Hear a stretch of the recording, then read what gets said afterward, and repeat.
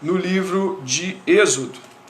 Eu gostaria que você pudesse ler comigo no capítulo 14, a partir do verso 26, alguns desses versos. 14, 26, Êxodo. A palavra do Senhor diz assim, se você puder colocar o comentário, eu fixo aqui para que as pessoas possam saber onde nós estamos, tá? Êxodo 14, 26. O Senhor disse a Moisés, estenda a mão sobre o mar, para que as águas se voltem sobre os egípcios, sobre seus carros de guerra e sobre os seus cavaleiros. Por enquanto, é por aqui que nós vamos estar. Incline sua cabeça, abra seu coração, estabeleça esse tempo para que Deus fale com você. Peça a Deus que Ele fale com você. Peça a Deus que a graça e a misericórdia do Senhor estejam sobre a tua vida. Então, nesse momento, por favor, ore comigo. Senhor, Deus e Pai, cremos, Senhor, que a Tua soberana bondade sobre nossas vidas se derrama neste momento, onde temos a oportunidade de dividir a palavra de Deus com esse instrumento que o Senhor nos deu, essa live que o Senhor está nos proporcionando. Que o Senhor nos incline à Tua vontade soberana, que Deus seja honrado, louvado e glorificado nesse momento. Que o Senhor abra o nosso coração, corrija o nosso coração, transforme o nosso coração. Pedimos perdão pelos nossos pecados, pela nossa iniciativa egoísta, pelo estabelecimento do nosso querer estar muitas vezes acima daquilo que o Senhor propõe e coloca para nossas vidas. Nos perdoe, Senhor. Nessa noite, por favor, que possamos reconsiderar os nossos caminhos, Pai. Em nome de Jesus. Amém e amém. Boa noite mais uma vez. Nós vamos estar no livro do Êxodo e estaremos entre os capítulos 12 e 15. Chegaremos quase ao 15. Nesse período eu gostaria que você pudesse estar aberto à palavra nesse dia onde celebramos a Páscoa cristã. Nós estamos aqui tendo essa oportunidade de discernir acerca da Páscoa. Desde pequeno nós ouvimos falar da Páscoa. Ela fica marcada em nossas mentes, infelizmente, de alguns modos que nós percebemos claramente, depois que entendemos a palavra, que são modos não legítimos, até mesmo desprezíveis de se lembrar da Páscoa. A Páscoa nos é lembrada com chocolate e coisas desse tipo, que em si mesmo não constituem-se pecados, mas de que têm passado por cima daquilo que é a Páscoa realmente, o que é a tradição pascal. Então nós vamos estar hoje, com a graça do Senhor, nos lembrando da Páscoa do nosso Senhor. Eu peço que você esteja estabelecido em seu coração a lançar fora dogmas que não são bíblicos, tirar da sua vida aspectos da Páscoa que não são Páscoa, que nada tem a ver com a Páscoa cristã. Nós vamos aprender, pela graça do Senhor, a celebrar a Páscoa hoje do modo como a Bíblia nos inclina, do modo como a tradição, a ortodoxia cristã nos ensinou ao longo de séculos, mas principalmente, e diríamos unicamente, a Bíblia. E que saibam todos que não combina com o cristianismo pessoas que celebram coisas sem saber o real valor delas. O cristão, ele não é o tipo de pessoa que compartilha coisas, que celebra coisas, ou estabelece-se em viver aspectos da vida que ele não aponta para a Escritura e que ele não concorda com a Escritura. Então, para tal, eu te convido no livro do Êxodo, do capítulo 12 até o 15, onde estaremos agindo de modo um pouco diferente. Os trechos não serão lidos de todo. Eles podem ser feitos, você pode fazer isso depois do sermão, você pode fazer isso amanhã. Eu peço que você fique com alguns versículos que vão nos dando o norte, vão nos construindo essa narrativa. E vamos pegar então a suma dessa realidade. Ainda assim, peço que você possa ler depois. Nós vamos estar observando a trama da redenção, o drama central do que Deus em Cristo quer nos passar. E já conectando esta última frase com aquilo que é a realidade do livro e da própria Bíblia em si, esse livro vai trazer para nós as relações entre Deus, entre Cristo, Moisés, entre nós, o povo de Israel. O tempo todo o trecho bíblico vai nos trazer todas essas personalidades e realidades. Vamos estar entrelaçados com essas realidades. Então eu peço que você fique muito atento. Nós vamos estar em duas metanarrativas. A expressão metanarrativa indica uma espécie de história que norteia as demais histórias, ou seja, a história humana tem uma metanarrativa. A raça humana possui uma história central que a norteia, que a explica no mundo. Esse livro, o livro do Êxodo, e mais precisamente nesse trecho onde nós vamos trabalhar, traz uma história central, uma história verídica e uma história central que nos integra com a história do mundo. É uma metanarrativa da história humana. E dentro dessa metanarrativa, uma metanarrativa nuclear, uma história ainda mais nuclear, que vai se desenvolver em toda a Bíblia, que é a história da redenção, o modo como Deus nos salva, e sempre foi assim. Não é porque Jesus Cristo não reinventou o método de salvação de Deus, isso já está desenhado em toda a história da Bíblia. A Bíblia inteira trabalha com salvação da mesma maneira, e é o que nós vamos observar aqui. Nesse primeiro momento, eu gostaria que você se ativesse comigo a essa composição que nós chamamos de Israel.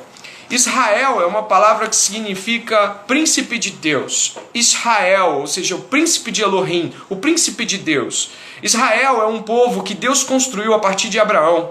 E depois de uma grande fome na sua terceira geração, Deus os leva até o Egito.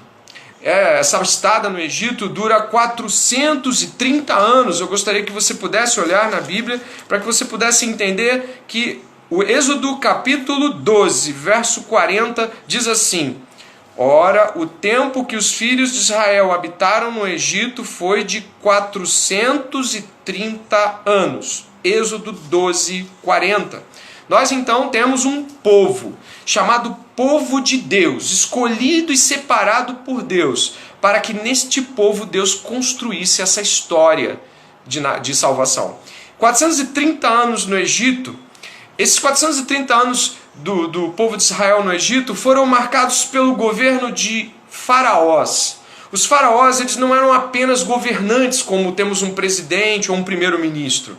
Engana-se quem pensa que o faraó é só mais um governador. A pessoa do faraó era a pessoa do chefe militar, era a pessoa do chefe político, era a pessoa do chefe religioso. O faraó era considerado a reencarnação de um deus. Logo, o faraó representava todos os poderes em si mesmo. Faraó era um senhor. Tudo apontava para o seu domínio e ele tudo dominava.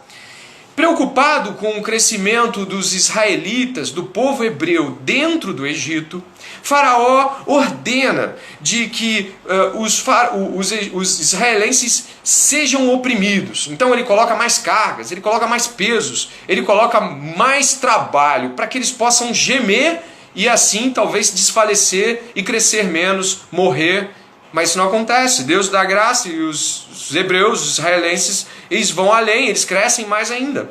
Faraó significa, em língua copta egípcia ou em língua egípcia antiga, significa chefe de uma grande casa. A palavra faraó significa chefe de família, chefe de uma grande casa.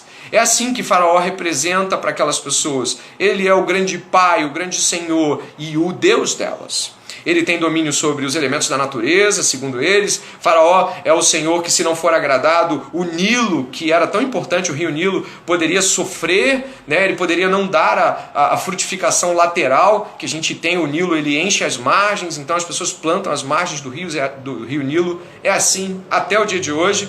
Faraó, então, era considerado aquele que, se não fosse agradado e não fosse obedecido, poderia, inclusive, trazer problemas naturais, seca, tempestades ou coisas que pudessem trazer males para a população. Ele constituía-se um deus. E ele era um deus de um império. O Império Egípcio. Eles tinham um monte de pequenos povos laterais que eram subservientes a eles. Junte comigo. Ele era o senhor da natureza, o senhor dos exércitos, o senhor da política, o sumo pontífice, o intermediário, o Deus.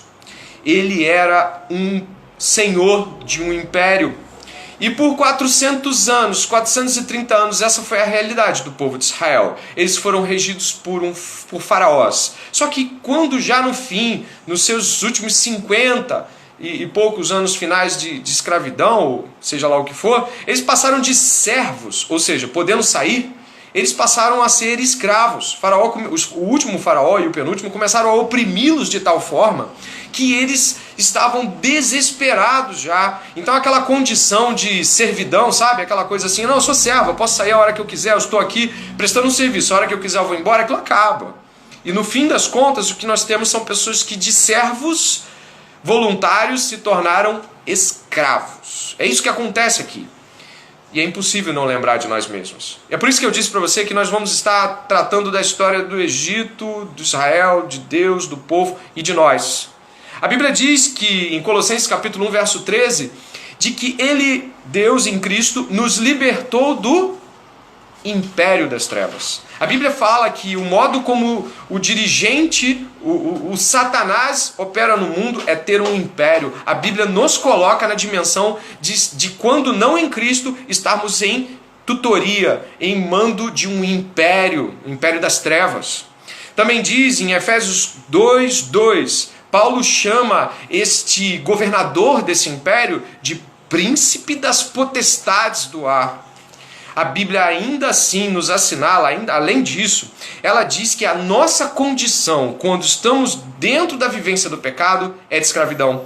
Em Romanos 6,16, Paulo diz assim: será que vocês não sabem que, ao oferecerem-se como servos para a obediência, vocês são servos daquele a quem obedecem? Seja do pecado, que leva à morte, ou da obediência que conduz à justiça. Paulo está dizendo o seguinte, olha, você serve, você é de alguém, você pertence a alguém. Seja de Satanás ou de Deus, você pertence a um Senhor. A construção da ideia da salvação do povo de Israel, ela traz toda a história e a ideia muito clara de um império, de um Deus, de um governo, de uma cultura, de um Senhor e de um domínio, onde de servo eu me vejo escravo. E assim também a vida humana, considerada aos olhos de Deus, a vida de pecado, a vida daquele que vive fora do reino do Senhor Jesus Cristo, é uma vida onde estamos escravizados, achando que estamos servindo, estamos escravizados, não conseguimos sair. É uma vida em que nós não nos percebemos escravos até que tentamos sair e não conseguimos e achamos ainda que temos liberdade. Ela é uma vida sem vontade própria, é uma vida sem liberdade. Esquece isso de livre-arbítrio. Você que está fora de Jesus Cristo, você é escravo do pecado, você não consegue sair da sua condição. Satanás não é um chefezinho, ele é um Senhor poderoso. E ele traz essa realidade para nós. E quanto mais nós nos debatemos tentando sair dela, menos conseguimos, porque Satanás não larga as pessoas só porque elas acham ou estão insatisfeitas. Na verdade, nenhum de nós percebe o reino satânico até que o Senhor nos abra os olhos. Então perceba nesse ponto. A história de Israel, escravo no Egito, escravo de um Deus, de um falso Deus. E a história da raça humana, escrava de Satanás, uns achando que são servos e se vendo oprimidos pela escravidão, outros achando que são servos e podem a hora que quiser eu me converto, a hora que eu quiser eu me coloco diante de Deus, as coisas mudam, mas são escravos do pecado. Essa é a primeira condição que eu queria mostrar para você e ver como Israel está integrado na história da raça humana. O segundo ponto, partindo desse princípio de um Israel escravo, nas mãos de um Senhor forte e poderoso, um tipo de Deus desse século, é onde nós encontramos Deus levantando um libertador para Israel.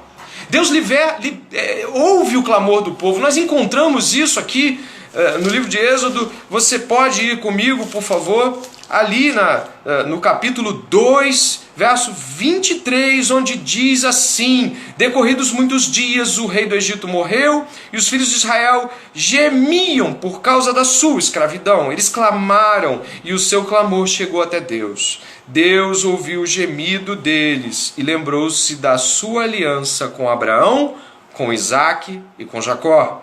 E Deus viu os filhos de Israel e atentou para a situação deles. Olha isso aqui. Deus olhou, ouviu o gemido, mas não atendeu pelo gemido. Deus não olhou e falou assim: estão passando miséria, vou atendê-los. Não. Deus olhou e viu a aliança que tinha feito com Abraão, Isaque e Jacó, e lembrou-se dessa aliança. O Deus de aliança levanta um libertador. É isso que nós vamos encontrar nos capítulos 3 e 4. Deus gera um libertador das entranhas desse próprio império. Moisés é um menino hebreu.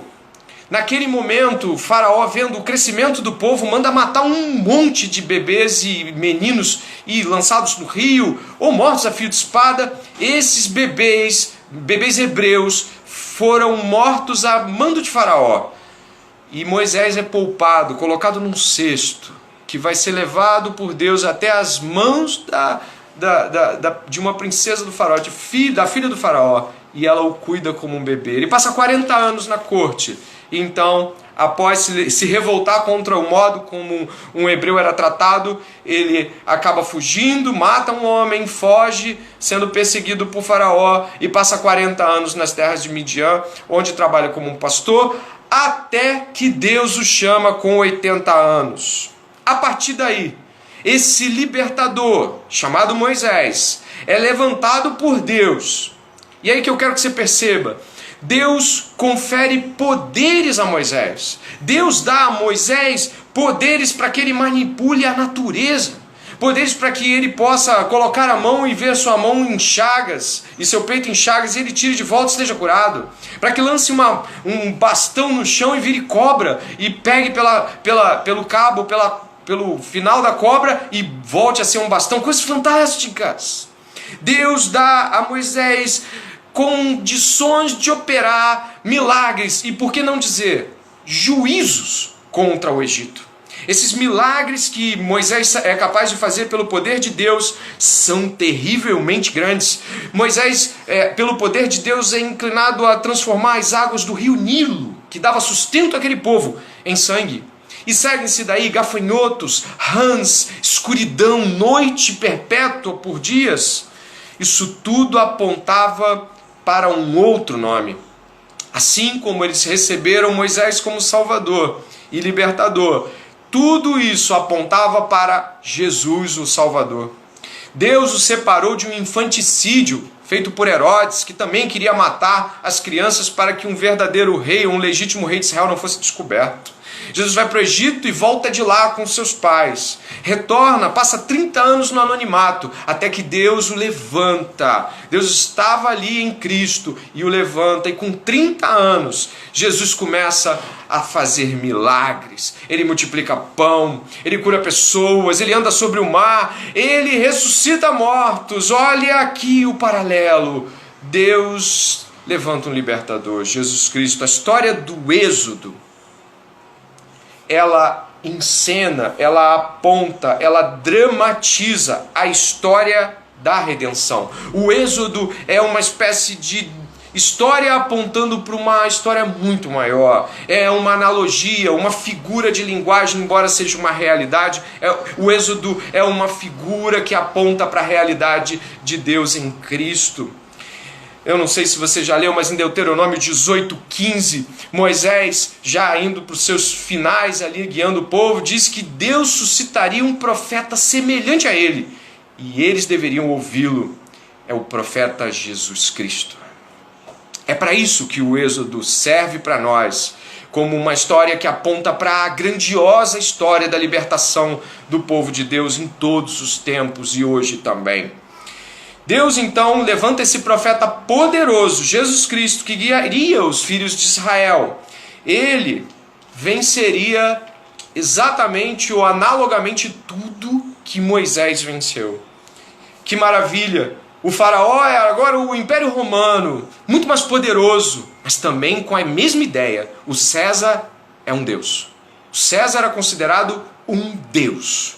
Esse faraó que virou 2.000 anos depois, 1.800 anos depois, o César do nosso tempo tinha um império poderoso. O Império Romano foi o maior império que a Terra Antiga conheceu, um império vastíssimo, grandioso. Não havia ninguém que suportasse o jugo dos romanos. Os romanos impunham sua paz, se assim pode ser dita, por todo o seu território. É aqui que eu chego no terceiro ponto do nosso sermão. Um grande profeta chegou, Jesus Cristo. Que maravilha! Olha que ponto que se chega aqui, a história apontando, né? Moisés ali diante de Faraó e agora Jesus diante de Satanás e do Império Romano. E essa realidade a gente vê claramente quando nós esbarramos já no capítulo 12, onde você vai ver a primeira Páscoa. É aqui onde a gente chega com toda a força para entender o que está acontecendo. Essa primeira Páscoa descrita no capítulo 12 do livro do Êxodo, a partir do verso 21, ela desenha claramente o que nós precisamos entender para a Páscoa de hoje. É nesse momento onde Moisés já havia enviado 9 das 10 pragas. Antes da Páscoa, 9 das 10 pragas já haviam sido enviadas. A 10ª praga aconteceria logo em seguida à Páscoa. Repare, por favor, capítulo 12 de Êxodo 21. Moisés chamou todos os anciãos de Israel e lhes disse: escolham e peguem cordeiros para as famílias de vocês e matem esses animais para celebrar a Páscoa. Peguem ramos de isopo, molhem no sangue que estiver na bacia e marquem a viga superior da porta e suas ombreiras com o sangue que estiver na bacia. E que nenhum de vocês saia da porta de sua casa até pela manhã, porque o Senhor passará para matar os egípcios. Quando, porém, enxergar o sangue na viga superior da porta e ambas as ombreiras, o Senhor passará por cima da porta e não permitirá que o destruidor entre na casa de vocês para matá-los. Portanto, guardem isso por estatuto para vocês e para seus filhos para sempre. Olha o que nós estamos fazendo hoje. E quando estiverem na terra que o Senhor lhes dará, como prometeu, observem esse rito. Quando seus filhos perguntarem: que rito ou que ritual é este? Respondam: é o sacrifício da Páscoa ao Senhor, que passou por cima das casas dos filhos de Israel no Egito, quando matou os egípcios e livrou as nossas casas. Então o povo se inclinou e adorou. E os filhos de Israel foram e fizeram como o Senhor havia ordenado a Moisés e a Arão. Por favor, olhe o que você acabou de ler. Perceba o que você acabou de ver. O sangue do cordeiro imolado, colocado nas portas, nos batentes das portas, indicaria de que quando o anjo da morte, quando o destruidor passasse por sobre aquela casa, ele não tocaria naquelas pessoas. Aquelas pessoas estariam guardadas pelo sangue do cordeiro imolado. Essa realidade é tão profunda e tão esclarecedora que nós vamos ver ali. E se no futuro perguntarem sobre o que é isso, vocês expliquem que houve tal coisa, de que Deus mandou colocar o sangue do cordeiro e essas casas não seriam afetadas. Você consegue perceber que nós estamos falando exatamente de façam isso em memória dele? Como é a ceia dos cristãos? Aquela ceia que Jesus, a ceia pascal, a última ceia de Jesus, onde ele pega o pão e diz: este é o meu corpo. Onde ele pega o cálice e diz: esta é a nova aliança que eu faço com vocês. Bebam todos em memória de mim. Sabe o que acontece ali? Em memória de mim. Todas as vezes que comemos o pão e tomamos do cálice, estamos lembrando do sacrifício de Jesus. Estamos apontando de que o sangue do Cordeiro nos cobrirá quando a morte passar. Quando Deus estiver trazendo juízo sobre esse mundo, o sangue do Cordeiro estará sobre aqueles que creem, aqueles que foram obedientes à palavra de Deus e foram lavados com o sangue do Cordeiro, não verão a segunda morte. Nós estamos diante da Páscoa, desse evento milagroso que apontava para um sangue muito maior, para o sangue de Jesus Cristo. Se você tem Jesus Jesus Cristo, se o Senhor te salvou e o sangue dele está sobre você, olha, você pode morrer agora ou daqui a 50 anos, você pode morrer do coronavírus ou seja lá do que for, não importa, quando a morte passar por você, a morte eterna não estará contigo. O sangue do Cordeiro Pascal, Jesus Cristo, te livrará da morte eterna. Glorifique a Deus nessa Páscoa. Não é sobre ou ovos de Páscoa, ou sobre estarmos na rua, ou podermos andar, ou estarmos com trabalho, ou comida, ou tudo mais. O faraó é o chefe satânico do pecado, que aqui traz aludido claramente de que Jesus Cristo é o Cordeiro de Deus. Façam isso em memória dele. E ainda, verso 43 até o verso 49, leia e glorifique a Deus pelos versos 43, ainda falando sobre a Páscoa. Diz assim a palavra do Senhor: o Senhor disse a Moisés e a Arão: esta é a ordenança da Páscoa, nenhum estrangeiro comerá dela. Porém, todo escravo comprado por dinheiro, depois de ser circuncidado, ou seja, depois de ser aliançado por Deus, nessa aliança de Deus, comerá da Páscoa. O estrangeiro e o assalariado não comerão dela. O cordeiro deve ser comido numa só casa. Não levem nada da carne para fora da casa, nem lhe quebrem osso algum. Glória a Deus, leia isso. Nem lhe quebrem osso algum. Toda a congregação de Israel fará. Porém, se algum estrangeiro se hospedar com você e quiser celebrar a Páscoa do Senhor, que primeiro sejam circuncidadas todas as pessoas do sexo masculino, depois poderá observar a Páscoa e será como natural da terra, mas nenhum incircunciso comerá dela. A mesma lei será aplicada ao natural da terra e ao estrangeiro que estiver entre vocês. Vocês conseguem entender o que está acontecendo aqui? Conseguem perceber? Deus está apontando para a aliança. Deus está dizendo o seguinte: no futuro algo grandioso será feito.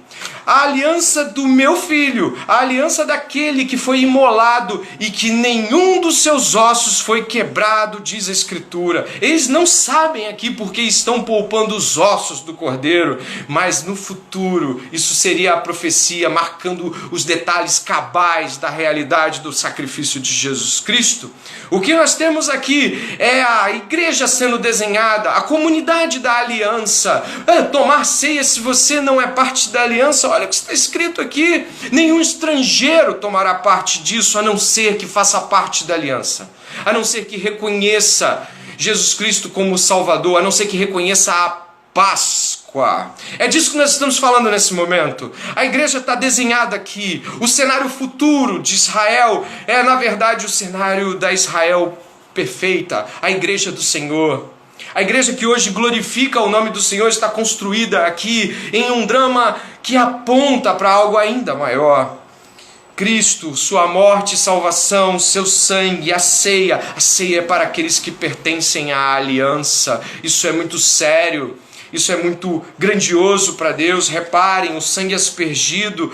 Jesus falou assim: coma esse pão, beba esse sangue. O que nós estamos vendo aqui é que só os da casa vão poder comer essa carne. Você leu isso? Só os da casa vão comer a carne. Só os da casa celebrarão a Páscoa. Os demais, o anjo da morte, o anjo da destruição virá e tragará. Não há salvação fora de Jesus Cristo. Não há salvação em nenhum outro. Não há salvação. Não adianta você comer o pão e tomar o cálice se você não for aliançado de coração com Jesus Cristo. Se realmente ele não tiver lavado o seu coração, você pode ser o religioso mais perfeito aos olhos de todos.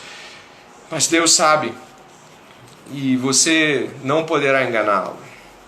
E é aqui que nós estamos indo para o fim. Para esses próximos minutos eu peço que o seu coração esteja glorificando o nome do Senhor por tamanha redenção. Aqui há um clímax. O sangue do Cordeiro garantiu a vida e garantiu a todos os israelitas de que vivessem. Se você puder ler comigo o capítulo 12 e verso 29, vai ver o estrago que Deus fez no Egito. Olha o capítulo 12, verso 29. Aconteceu que à meia-noite o Senhor matou todos os primogênitos na terra do Egito, Desde o primogênito de Faraó, que se assentava no seu trono, até o primogênito do prisioneiro que estava na cadeia, e todos os primogênitos dos animais. Faraó levantou-se de noite, ele, todos os seus oficiais e todos os egípcios, e houve grande clamor no Egito, pois não havia casa em que não houvesse um morto. Vocês conseguem ver isso aqui? Estamos diante do final. O fim está sendo demonstrado aqui. O poder de Faraó nada pode. O coitado da prisão que pode falar assim: ah, Faraó, tão poderoso. Mas e aquele homem lá? Não há distinções, não há classes, não há um Deus privilegiando esse ou aquele, atacando ricos ou pobres. Não, todos aqueles que estiverem contra Deus, todos aqueles que permanecerem rebeldes, aliançados com o Senhor desse tempo, com o príncipe das potestades do ar, com aquele que hoje opera nos filhos da desobediência, todos aqueles que estão vivendo essa realidade estarão encontrando o mesmo fim que acabamos de ler, serão mortos por Deus. Deus em Cristo julgará todos que se atreverem a ir contra o seu filho. Salmo de número 2, beijai o filho para que não se ire, porque quando o filho vier na sua ira, não vai sobrar ninguém. Só os da aliança serão poupados, só aqueles que têm o sangue do Cordeiro. Nesse momento aqui, esse quarto ponto, onde o sangue do Cordeiro garante a vida dos israelitas, esse último grande sinal deveria ter fincado o coração daqueles homens em Deus. Esse sinal, a décima praga que acabamos de ler, deveria ter deixado o coração das pessoas completamente encharcado, completamente tomado pela presença de Deus. Mas não é isso que acontece. O que acontece é que o povo tem uma outra atitude. E se você puder caminhar comigo, Deus está preparando esse cenário apoteótico, esse cenário grandioso. No capítulo 14, você vai ver Deus ordenando que o povo marche. E no capítulo 14, eu gostaria que você lesse do verso 1 até o verso 4, onde diz assim: o Senhor disse a Moisés: diga aos filhos de Israel que voltem e se acampem diante de Pi-Hairot, entre Migdol e o mar, diante de Baal-Zephon, em frente desse lugar, junto ao mar, vocês acamparão. Então Faraó dirá a respeito dos filhos de Israel: olha, Deus planejando todas as coisas já. Estão desorientados na terra, presos no deserto. Verso 4: eu vou endurecer o coração de Faraó para que os persiga, e serei glorificado em Faraó e em todo o seu exército, e os egípcios saberão que eu sou o Senhor. Sabe o que acontece aqui? Aquele povo está marchando para a liberdade. Aquele povo deve estar assim, um cenário fantástico, né? E aí o que Deus faz? Pega Faraó e aponta Faraó na direção do povo de Israel. Deus aponta Faraó ao povo hebreu, e isso é algo estranho para nós, porque nós pensamos: está dando tudo certo. Está dando tudo certo. Faraó mandou todo mundo embora. Leva a panela, leva comida, leva boi, leva animal, leva ouro. Está dando tudo certo. E agora Deus pega o rosto de Faraó e aponta na direção dos hebreus mais uma vez. Sabe qual foi a resposta do povo? Verso 10. E chegando Faraó, os filhos de Israel levantaram os olhos, e eis que os egípcios vinham atrás deles, e ficaram com muito medo. Então os filhos de Israel clamaram ao Senhor, disseram a Moisés: será que foi por não haver sepulturas no Egito que você nos tirou de lá, para que morramos neste deserto? O que foi que você fez conosco, tirando-nos do Egito? Não foi isso que dissemos a você no Egito? Deixe-nos em paz para que sirvamos os egípcios. Poderia ter sido melhor para nós servir os egípcios do que morrer no deserto. Olhe isso. Olhe o que esses homens estão dizendo. Incrivelmente. Antes que você venha apontar e dizer: mas eles viram tantas coisas. Antes que você venha com uma metralhadora de críticas diante do povo de Israel. Esse é o comportamento humano básico. Esse é o comportamento infiel, desleal do homem para com Deus. Eu gostaria de fazer essa pergunta para você.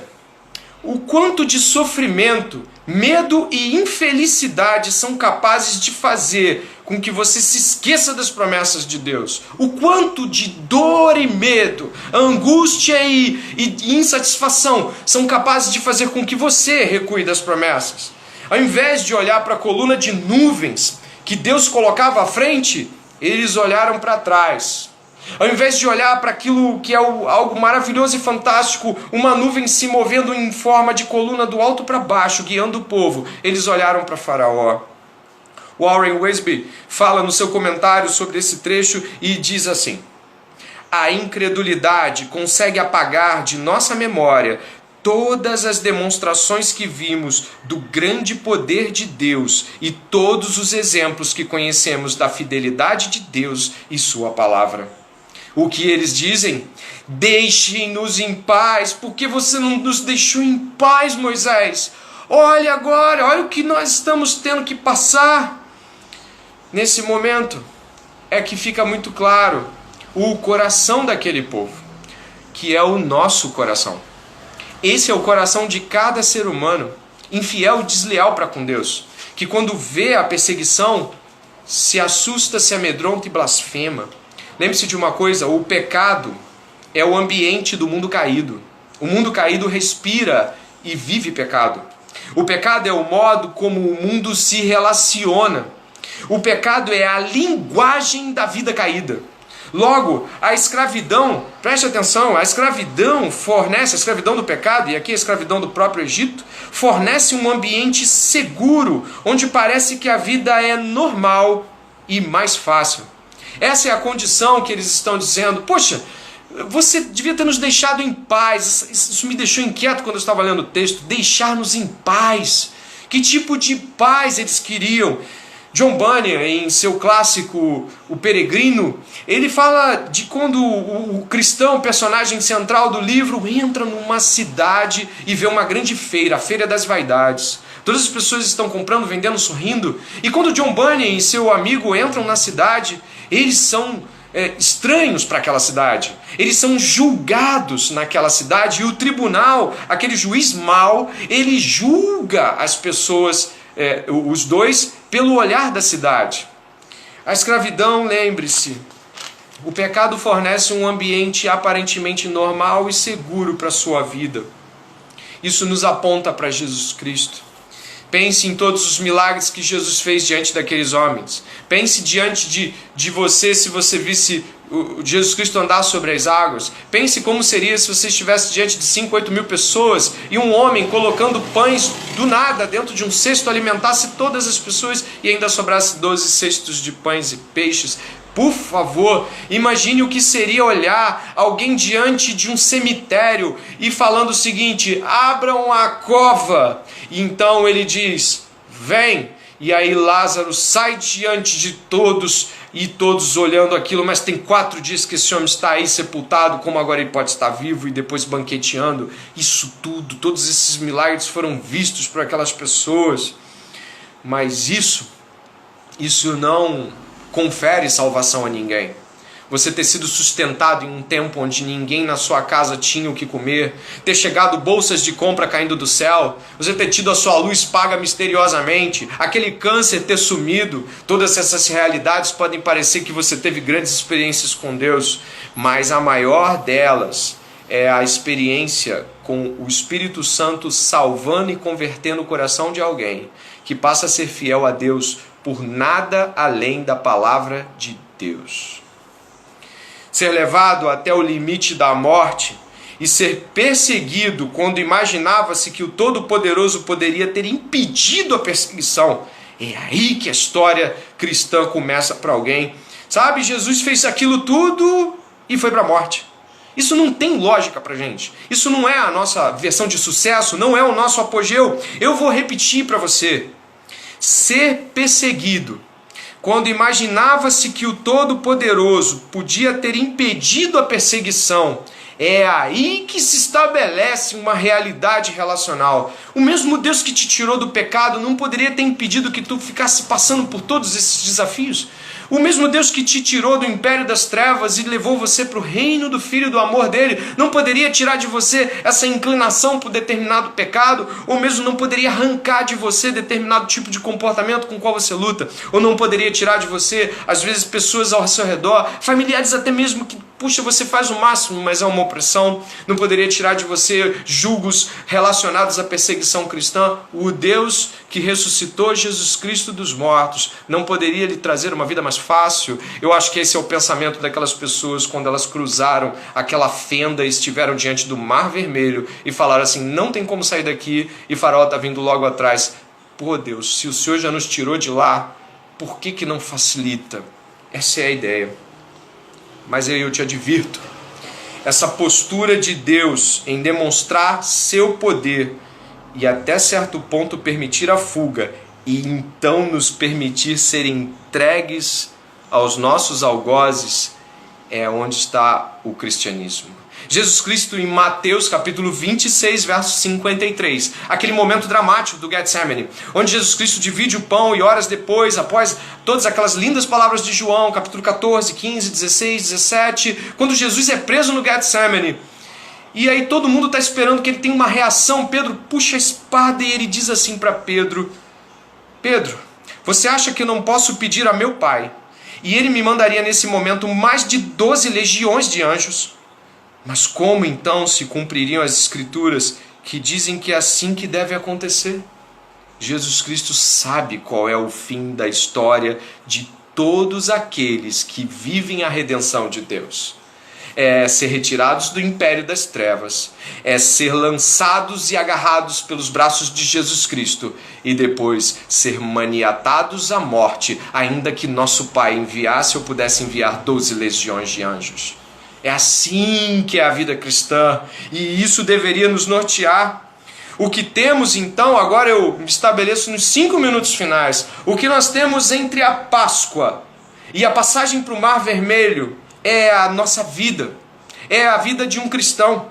Os crentes são salvos pelo sangue do Cordeiro Pascal, são guiados para fora do domínio do pecado pelo Espírito Santo, a coluna de nuvem dos israelitas. São fracos e revelam infidelidade em seus corações com frequentes quedas. São colocados à prova com perseguições até que são ordenados a crer que um mar pode se abrir como uma parede. Eles são levados ao ponto da própria incredulidade, até que são colocados diante de uma situação onde ou você crê ou você não é. E é aí que está a vida cristã. Páscoa significa Psach, ou a passagem. A passagem do Mar Vermelho, a passagem do anjo da morte por cima da casa sem matar aqueles que estavam guardados pelo sangue. Eles passaram. Sabe, a nossa vida é uma passagem. A nossa vida está entre a Páscoa e o Mar Vermelho. A nossa vida está entre a Páscoa salva e remida e os gritos de aleluia saindo das mãos do império das trevas, até onde nós vamos estar diante da morte iminente. E aí glorificamos e cremos, e tocamos no mar e seguimos. Ou então olhamos para trás e dissemos, se eu não fosse cristão as coisas seriam mais fáceis. É a nossa saída do domínio do pecado, é a nossa permanência no mundo para a demonstração da glória e do poder de Deus. Por que Deus inclinou o coração de Faraó para aquelas pessoas? Para que Deus fosse glorificado. Por que você passa por todas essas coisas? Por que luta tão bravamente contra o pecado? Por que você tem de se firmar na graça e na glória de Deus e não ser consumido pelos seus próprios pensamentos? Por que será que você está aí em casa pensando, a vida poderia ter sido mais fácil se você é salvo por Jesus Cristo? Lembre-se, você está entre o sangue do batente e o mar que se abre. Você está sendo perseguido como todos na carreira cristã foram. E agora, se preparando todos nós, mais perto do que quando começamos, estamos indo na direção daquilo que todos dizem que não pode acontecer. O mar não pode se abrir. Eu lhes digo, creia, estamos diante de dias que vão anteceder nossas mortes. Cada um de nós está vivendo as ânsias, a antessala da morte. E nós estamos olhando para esse mar que é o fim da vida, o fim da história. E Deus está dizendo, creia. O que acontece no Êxodo, capítulo 14, do versos 15 até o verso 59, ou até o verso 30, mas eu quero que você leia Êxodo 15 agora, Êxodo 14, desculpe, 14, verso 15. Leia aí 14, 15. O Senhor disse a Moisés: por que você está clamando a mim? Como se dissesse assim: você sabe o que deve fazer? Olha o mar aí na sua frente. Por que você está clamando para mim? Olha para o mar. É por aí. Eu te levei por aí. E eu acho que Moisés, quando olhou o mar, falou assim: como? É quando nós olhamos para tudo e dissemos: como? É quando olhamos para o fim da vida, para o envelhecimento, para o decaimento das nossas forças, para a impossibilidade geral de tudo e diante da morte, dizemos: como? E Deus pergunta: por que você está me clamando? Você não viu a enorme salvação que eu já lhe dei? Já não foram provas suficientes? Por que você está clamando a mim? Disse Deus. Diga aos filhos de Israel que marchem. E você levante o seu bordão e estenda a mão sobre o mar. As águas se dividirão para que os filhos de Israel passem pelo meio do mar a seco. Olha o que acontece no verso 26. O Senhor disse a Moisés: agora estenda a mão sobre o mar para que as águas se voltem sobre os egípcios, sobre os seus carros de guerra e sobre os seus cavaleiros. Olha, o mesmo Deus que abre para os filhos dele passarem em terra seca, com 2 muralhas. Tem que crer, você está olhando, depois que você vê o mar aberto, você ainda tem que crer que aquelas muralhas não vão cair por sobre. E Deus manda que eles passem. A ressurreição de Jesus Cristo nos prova de que podemos passar pelo mar e que nós sobreviveremos à entrada da terra prometida, a nova Jerusalém, prometida a todos que creem no Cordeiro de Deus que tira o pecado do mundo. A terra prometida, o céu, a vida futura, a eternidade prometida aos santos, precisa ser crida com algo além do que você pode ver. 2 Coríntios 5, 7. Não cremos no que podemos ver. É nesse ponto, irmãos, que a Páscoa nos marca. Eu termino aqui. Ela nos marca mostrando que um Deus de milagres, o nosso Pai, enviou o sangue do seu Filho para nos livrar da morte e do cativeiro do pecado. E o Espírito Santo, essa nuvem israelita, o Espírito Santo nos guiando pela passagem da vida, pela passagem do mar. Irmãos, a Trindade estava e está envolvida na redenção.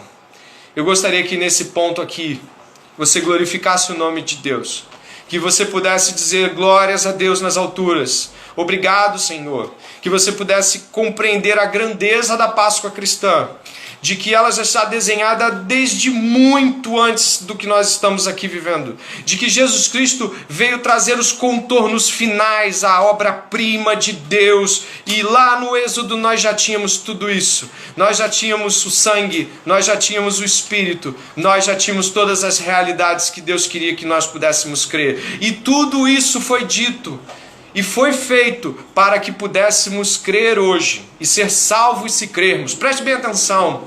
A mensagem de Moisés ao escrever o livro foi de que isso deveria ser explicado para os filhos dos filhos dos filhos. E quando alguém perguntasse: por que estamos comendo esse cordeiro?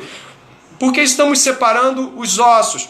Porque as pessoas que não são judias também, elas não podem participar dessa aliança. Por quê? Quando todos esses porquês surgissem, eles estavam sendo preparados para que eles pudessem crer no Cordeiro Pascal, para que eles pudessem comer do pão e beber do cálice, para que eles pudessem ver que o grande mar fechado da vida para a morte é aberto e Jesus passa por ele, e Jesus nos guia por ele.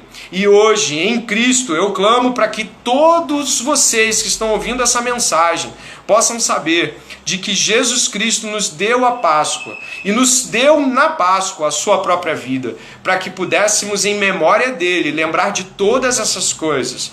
Nós só somos salvos se pelo Cordeiro. Não há salvação senão por Jesus. Se você está aí em casa perguntando: glória a Deus, será que eu sou salvo? Se você creu no sangue de Jesus e a sua vida foi transformada em uma vida de obediência. Lê Efésios capítulo 2, aquele que nos transportou do império das trevas é descrito em Efésios número 2 como aquele que norteia a vida dos filhos da desobediência. Não fique fazendo de conta de que você é cristão. Eu te advirto, se você não é salvo, se você não tem testemunho de outros crentes da igreja dizendo que você pertence ao povo da aliança, se você não tem obras que dignifiquem o nome de Jesus, não salvo pelas obras, mas se você não tem obras que apontam para Jesus Cristo, se você é uma pessoa arrogante, pedante, que você vive em função de si mesmo, se você não desconfia que essas realidades são realidades que você deve duvidar sobre um salvo, tome muito cuidado. Um dia o Senhor passará sobre tua vida, assim como fez com o povo do Egito, e levará a sua vida para a morte eterna. Eu te advirto, a Páscoa nos aponta para o Salvador, mas nos aponta também para o juízo. A Páscoa nos dá o sangue do Cordeiro, mas a Páscoa também nos adverte sobre o anjo da morte. Por favor, você que está ouvindo essa mensagem nesse momento, se você não tem Jesus Cristo, se você desconfia minimamente de que não tenha Jesus Cristo, procure ler a Bíblia nesse momento, vá em oração, procure crentes fiéis que lhe preguem o Evangelho essa noite. E esse é o Evangelho que nós temos pregado. Esse é o Evangelho da salvação de Jesus Cristo. Que o Senhor lhe abençoe, que o Senhor lhe guarde nessa noite. Que essa Páscoa seja uma Páscoa guardada no seu coração. Ore comigo nesse momento. Senhor Deus e Pai, louvado seja o teu nome. Que essa Páscoa não caia no nosso esquecimento. Que a mensagem do Evangelho essa noite, a mensagem de salvação e juízo, a mensagem da salvação do Cordeiro e do juízo do Cordeiro estejam sobre todos aqueles que ouvem, Senhor. Se existe alguém ouvindo em casa essa mensagem, mas não te conhece, ou acha que te conhece, Senhor, tem misericórdia dessa pessoa nesse momento. Que ela possa procurar ajuda, que ela venha até o Espírito Santo e diga, tem misericórdia de mim, ó Deus. Mas se há alguém aqui que passou esses dias insensível à presença de Deus, insensível, procurando viver sua própria vida, Senhor, que essa pessoa seja alcançada por essa oração e relembrada de tão grande salvação que a trouxe até o mundo de Jesus Cristo, a realidade de Deus e a fé. Perdoa os nossos pecados, ó Santo Cordeiro de Deus. Perdoa os nossos pecados e nos livra de todo mal. Em nome de Jesus. Amém. Que Deus abençoe a sua vida. Que o Senhor ilumine os seus caminhos. Essa live vai ficar aqui ainda hoje e amanhã. Você pode marcar pessoas nos comentários. Você pode levar essa mensagem a outros. Pessoas que estão aí presas em ovos de Páscoa e esperança. Sabe essas mensagenzinhas? O Natal é esperança, a Páscoa é esperança. Jesus, imolado, morto, e seu sangue são a nossa única esperança. Não deixe que as pessoas creiam em paliativos. Não deixe que as pessoas creiam em mentiras. Não deixe que elas sorriam por coisas que não são verdadeiras. Que nesse dia você tenha coragem de lhe apresentar o Evangelho. E em nome de Jesus, que essa pessoa se converta. Todos da Igreja Batista do Discipulado saudam os que estão ouvindo aqui essa live e todos que vão ouvir ainda essa pregação. Eu os saúdo com a paz do Senhor. Eu os peço que reflitam sobre essa mensagem, a todas as ovelhas que o Senhor me permite cuidar. Eu os amo muito, estou com saudade de todos, e a todos os visitantes, que o Senhor os abençoe nessa noite e as suas famílias. Um forte abraço, fiquem na paz do Senhor.